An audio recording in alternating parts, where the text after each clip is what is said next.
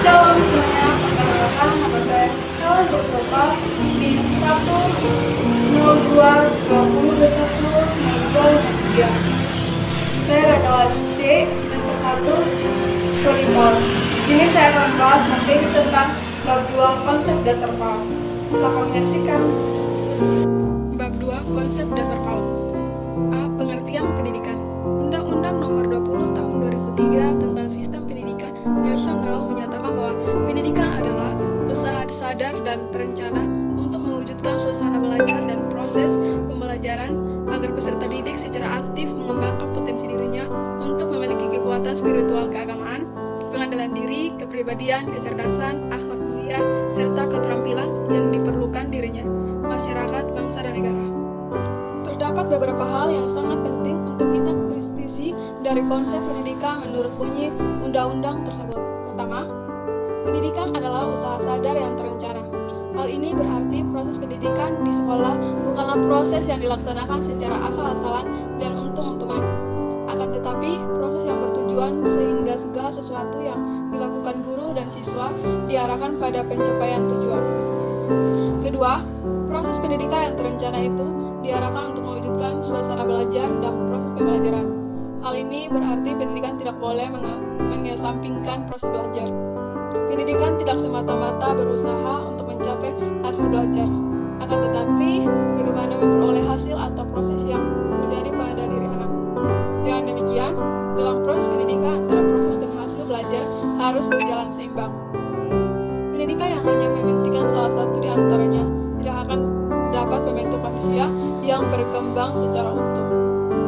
Ketiga, suasana belajar dan pembelajaran itu diartikan agar peserta didik dapat mengembangkan potensi dirinya. Ini berarti proses pendidikan itu harus berorientasi pada siswa. Pendidikan adalah upaya pengembangan potensi anak didik.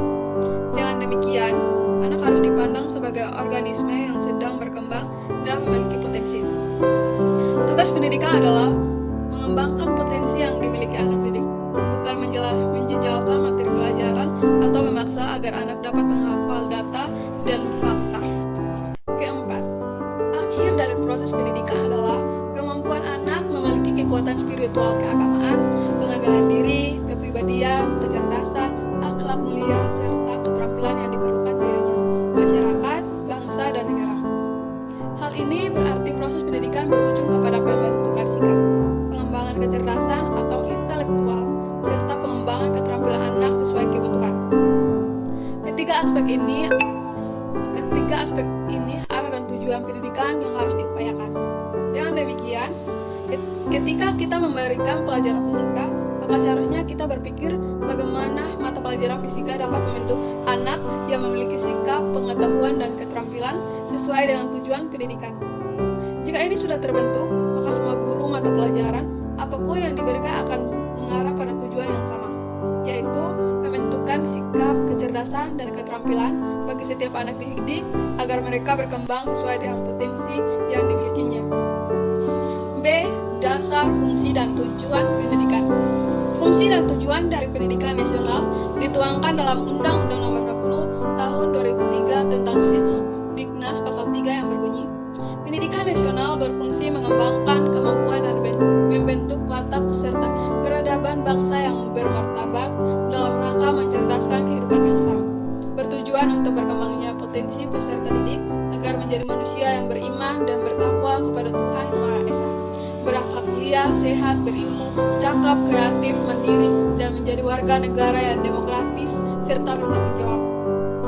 Persoalan dasar dan tujuan pendidikan merupakan masalah yang sangat fundamental.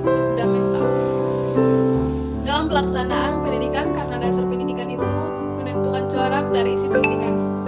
Tujuan pendidikan akan menentukan ke arah mana anak dibawa. Pada pasal 1 ayat 2 Undang-Undang Nomor 2 Tahun 1989 telah menegaskan bahwa pendidikan nasional adalah pendidikan yang berakar pada kebudayaan bangsa Indonesia.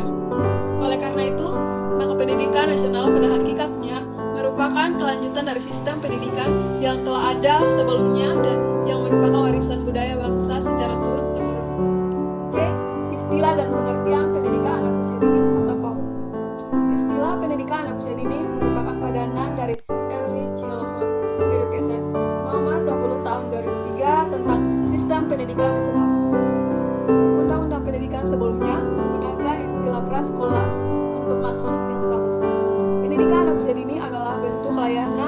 pendidikan bagi anak dengan rentang usia 0 sampai 6 tahun diberikan sebelum anak memasuki pendidikan sekolah dasar.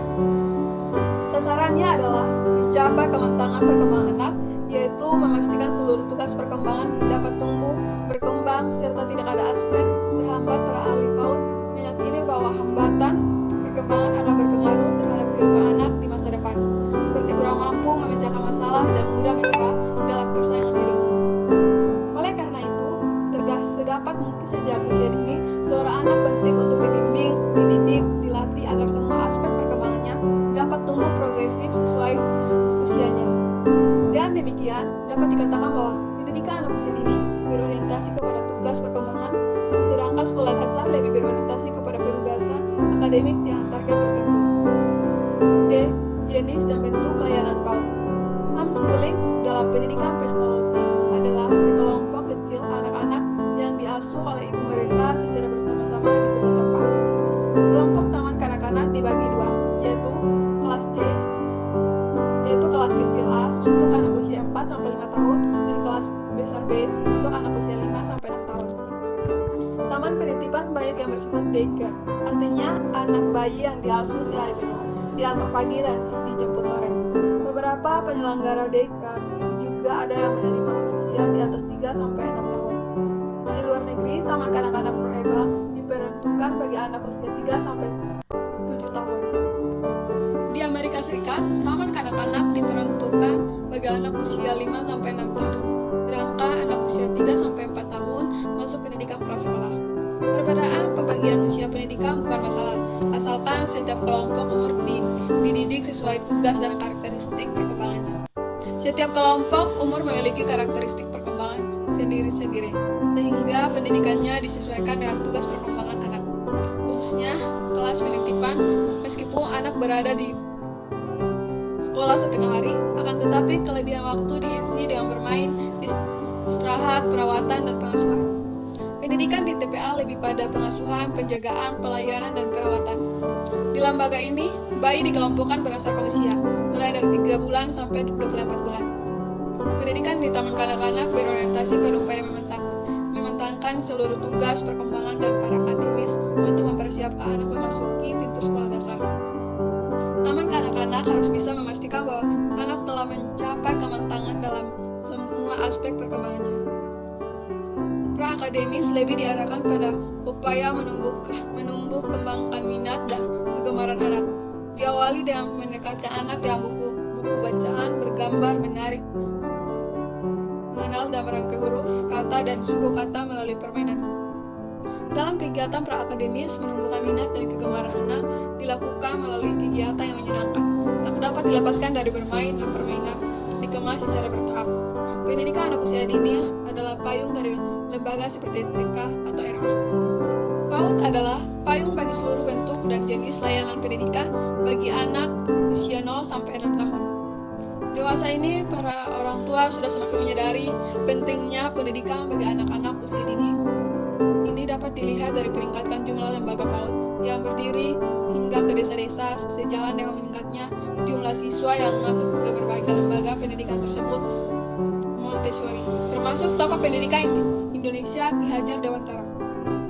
Mereka menilai pendidikan pada periode awal kehidupan manusia akan berpengaruh terhadap kehidupan berikutnya.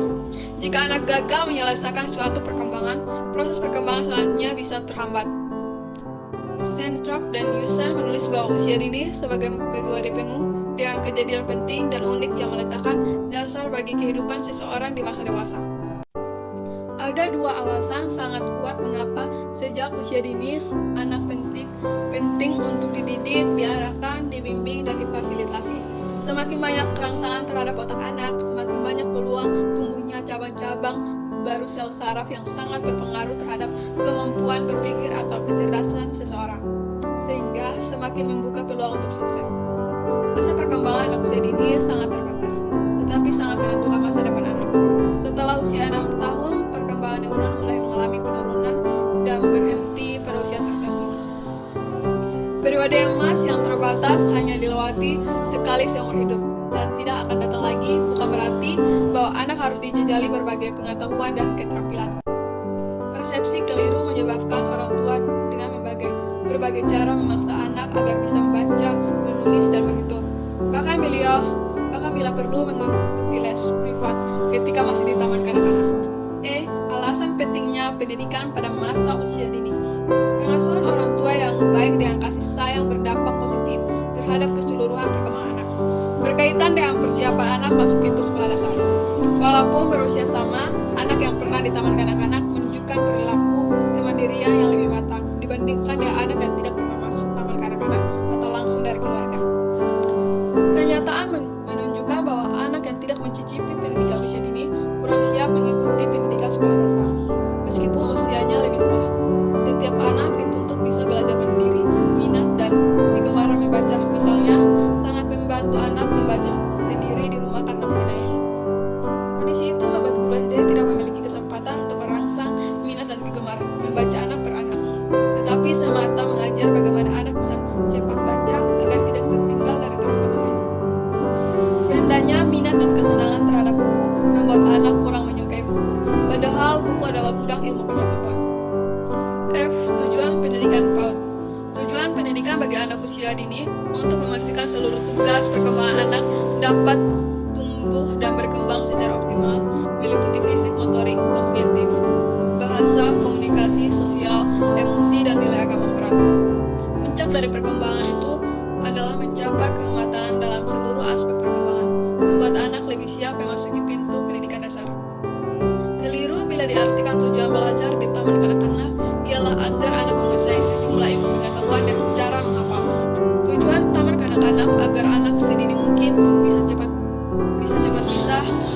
baca, tulis, dan berhitung juga keliru.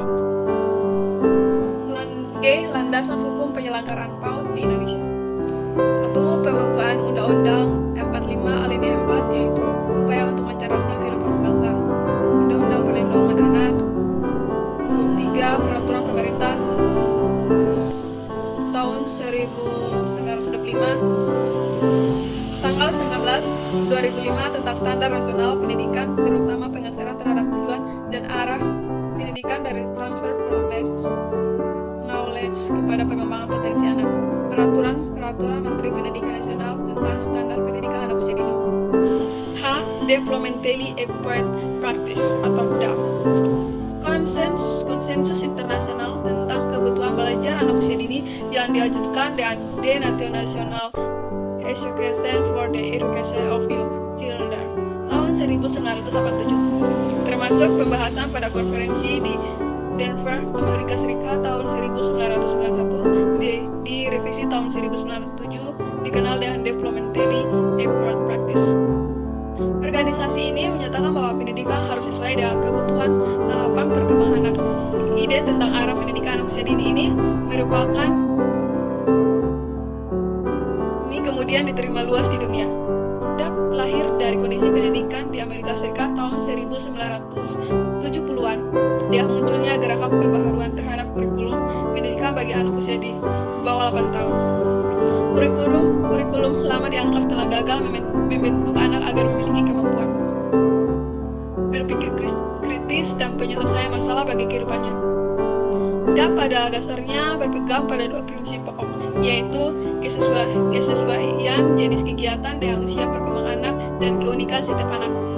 Ini artinya seorang guru sebelum mendidik perlu memahami setiap anak usia dini, bagaimana karakteristik perkembangan mereka sehingga mengerti kebutuhan belajarnya. Dengan prinsip tersebut, pada akhir dapat tercapai tujuan membangun sosok manusia seutuhnya. Oke, terima kasih.